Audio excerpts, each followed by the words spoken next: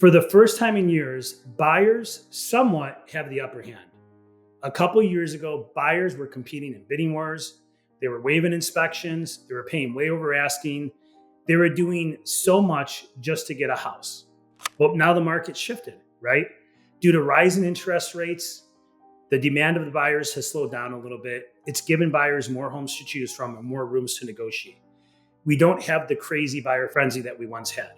So you can ask for repairs, you can ask seller to pay closing costs, or even secure better terms, things that were unheard of just a few years ago.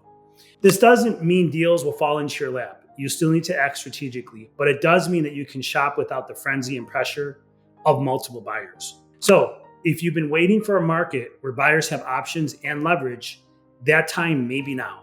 And if you want to know for sure, and if you want to speak to someone that knows how to navigate and guide you through this type of a market, DM me and I'll show you exactly how to negotiate a more buyer-friendly market with better terms.